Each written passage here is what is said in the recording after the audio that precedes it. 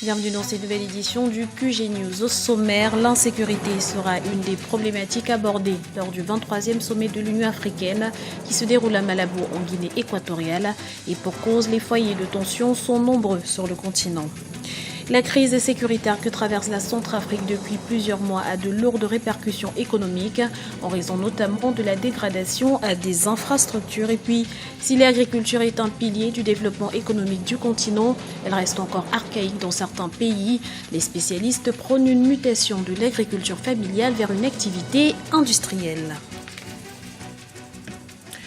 Mais tout d'abord, clôture ce mardi de la session du Conseil exécutif dans le cadre du 23e sommet de l'Union africaine qui s'ouvre officiellement ce jeudi.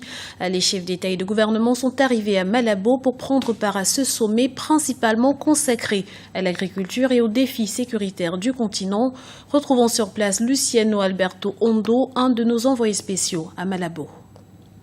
Les travaux du sommet de l'Union africaine ont commencé depuis 4 jours et déjà, on sait que tout est plutôt axé sur l'économie.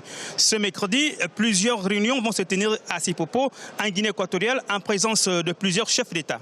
Le NEPAD, le nouveau partenariat pour le développement de l'Afrique, mais également le MAEP, le programme d'évaluation par les pairs, ou bien encore le Conseil de paix et de sécurité de l'Union africaine. Des rendez-vous qui devraient focaliser l'attention pour cette journée transitoire entre la session du Conseil exécutif clôturé mardi soir et le sommet des chefs d'État et de gouvernement qui aura lieu à partir de jeudi ici à Sipopo, à la salle des conférences. Terrorisme, extrémisme, piraterie maritime, les défis sécuritaires auxquels l'Afrique doit faire face sont nombreux. Or, le développement tant social que politique ou économique du continent passe par la maîtrise de ces questions sécuritaires. Comment y parvenir? La question sera au cœur des débats du 23e sommet de l'Union africaine. Ibrahim Ndiaye. La croissance de l'Afrique continue d'être freinée par de nombreuses situations de crise et de conflits. Ces foyers d'insécurité sont nombreux aujourd'hui, du terrorisme avec Boko Haram au Nigeria à la piraterie en passant par la situation en Centrafrique. Une insécurité que les pays ont du mal à juguler en dépit d'une réelle volonté politique. L'autre priorité demeure un diagnostic exhaustif des nombreuses sources de cette insécurité. Il faut bien comprendre une chose, c'est que la violence, elle n'est pas justifiable, elle n'est pas excusable et il faut la combattre.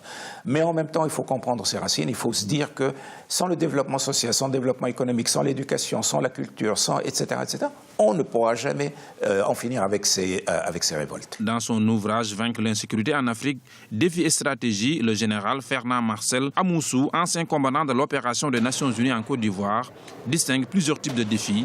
Le premier, mieux cerner les problèmes du continent. C'est d'abord de mieux cerner les défis de sécurité, mieux comprendre les menaces, les risques qui traversent aujourd'hui le continent et qui pèsent sur sa sécurité et son développement. Je pense qu'il y a eu beaucoup de réflexions, mais nous n'avons pas encore peut-être bien cerné l'imbrication entre les risques et les menaces qui vont du sous-développement, qui est le facteur aggravateur et générateur des crises, en passant par le terrorisme, les extrémismes religieux, les risques pandémiques, les catastrophes naturelles, les crises alimentaires, la piraterie maritime. La mise en commun des moyens de lutte contre ces problèmes est une étape indispensable pour réaliser l'ambition d'une sécurité collective sur le continent. La force africaine en attente permettra à l'Afrique de gérer elle-même ses opérations militaires. Elle sera dotée de 32 500 membres, civils et militaires issus des 5 régions du continent. Une force qui devrait s'appuyer sur le soutien des institutions internationales, notamment de l'Organisation des Nations Unies. Dans l'actualité également, le président tchadien Idriss Déby Itno a annoncé ce mardi la tenue prochaine d'une réunion des voisins de la Libye. Lors de cette rencontre, il devrait débattre des issues possibles à la crise libyenne, une crise qui inquiète de plus en plus ces pays limitrophes. Ces derniers ont d'ailleurs appelé les forces présentes sur l'échiquier libyen à privilégier le dialogue, soulignant la nécessité de sécuriser leurs frontières pour éviter tout risque de propagation de la crise. Les infrastructures routières de Bangui, la capitale centrafricaine, sont en mauvais état, en raison notamment des conflits intercommunautaires, une situation qui a provoqué le départ de nombreux habitants. On dénombre à ce jour environ 1 million de déplacés sur les 4,5 millions d'habitants que compte le pays. Karine Lebonzadio. À Bangui, le manque de transport en commun est l'un des problèmes les plus récurrents qui se posent aux résidents. Cause première de ce problème, la situation sociopolitique. En plus d'endommager les infrastructures existantes, les troubles empêchent l'ouverture de chantiers de réfection et bloquent les travaux d'aménagement malgré l'augmentation de 10% du budget national du pays récemment approuvé. On a un sérieux problème parce que les bus surtout refusent d'aller en ville et disent que voilà, il y a un problème de route. Les routes ne sont pas praticables, si bien qu'ils refusent d'aller en ville. Ce qui fait qu'on attend toujours. Des services de base quasi inexistants, tout comme les usagers, les transporteurs se plaignent pour leur part des pertes enregistrées par leurs entreprises. Les autorités arguant de la nouvelle admission du budget alloué entre autres au renforcement de la sécurité routière réfutent les accusations selon lesquelles l'État aurait abandonné les citoyens. La faute incomberait selon elles aux services de transport privés qui gèrent ce marché libéralisé. Depuis les années 90, sur insistance des bailleurs de fonds, notamment la Banque mondiale, le secteur du commerce a été libéralisé. Et le transport fait partie de ces secteurs qui ont été libéralisés. C'est le privé qui fait le transport maintenant. L'État, à travers la Sonatul, la seule société d'État, qui fait les bus, qui malheureusement, le parc automobile a été pillé et saccagé. Mais sinon, le transport a été libéralisé sur demande même des partenaires depuis les années 90. Donc, c'est le privé qui fait son commerce et l'État ne s'y mêle pas. Si les autorisations de transport ne manquent pas, sur les voies publiques en mauvais état, les bus et les taxis sont encore insuffisants pour satisfaire la demande des usagers. En attendant que d'autres initiatives soient prises par les uns et les autres, le problème de transport sur les voies publiques de la capitale reste entier. Malgré ses nombreuses terres arables, l'agriculture africaine souffre de plusieurs maux. Elle reste encore tributaire des conditions climatiques et peine à se moderniser. Pour retrouver ses lettres de noblesse et jouer un rôle primordial dans le développement du continent, l'agriculture doit aujourd'hui subir de nombreuses transformations, comme nous l'explique Ibrahim Ndiaye. Toute révolution industrielle passe d'abord par une révolution agricole.